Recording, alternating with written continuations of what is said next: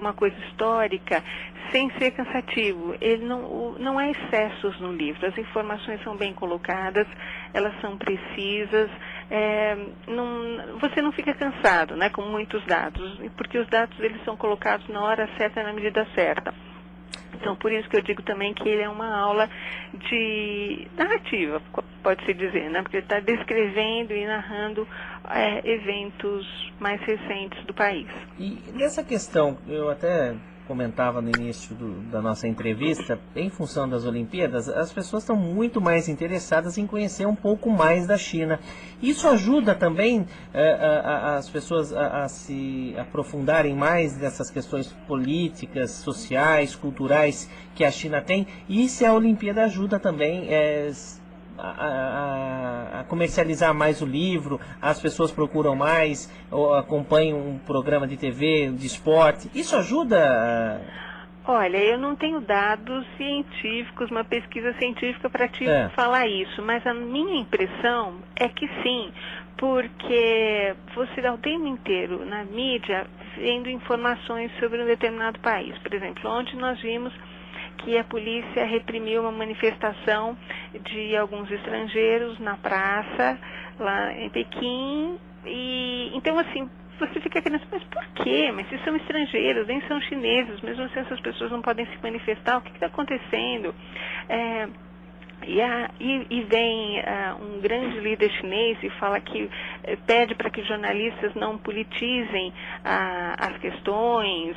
Então, assim, cria-se naturalmente uma curiosidade sobre esse país. Por que uma pessoa não pode se manifestar lá como a gente pode se manifestar aqui? Então, eu acho que isso tudo ajuda, assim, quando um país ele fica bastante tempo na mídia, as informações surgem, é como se esse país ele surgisse de repente, crescesse na nossa frente. E as sanções a mesma coisa aconteceu com o Afeganistão na época do ataque dos Estados Unidos ao Afeganistão, depois o Iraque, e agora, pelo menos o motivo não é tão trágico, com a China. Mas isso ajuda, sim, a criar curiosidade, e o que é ótimo, porque cria-se naturalmente uma busca por conhecimento.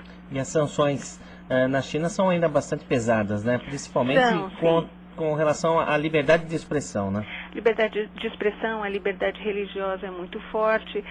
O governo chinês, ele mantém uma igreja oficial, mas o que eles chamam de a Igreja das Três Naturezas, onde as pessoas podem ir e lá podem ter a sua Bíblia, uma Bíblia fornecida pelo governo, mas essa igreja ela tem características próprias, porque não é um clérigo que comanda a igreja, mas uma pessoa escolhida do governo que cuida dessa igreja. E politiza, não é que politiza, desvirtua um pouco o texto bíblico, né, acrescentando questões neoliberais sobre o texto bíblico. Então, há aqueles que não concordam com essa posição, com esse tratamento do texto bíblico, resolvem reunir-se separadamente, o que a gente chama de igreja clandestina. E essas pessoas são perseguidas, porque você não pode ter nenhuma reunião sem a chancela do governo. Então, esse é um dado curioso também. Então, ainda é muito forte a repressão e o controle governamental sobre a vida privada das pessoas, né? Eu acho que fica aqui a nossa dica como uma boa leitura, o Aviso na Muralha, a China e o Ocidente no século XXI, tradução de Robertson Melo, 432 páginas, editora Larousse do Brasil, que já foi lançado, e eu acho que fica aí como uma boa dica para quem quer saber um pouco mais da China. Muito obrigada. Obrigado pela sua participação, uma boa tarde, viu? Boa tarde, Marco. Ok, até uma próxima oportunidade. Eu conversei com a Solange Mônaco, que é gerente editorial da Larousse, falando do livro A Muralha, a China e o Ocidente no século XXI. Fica aí como dica de leitura do CBN Total, que vai para o intervalo e daqui a pouco nós voltamos.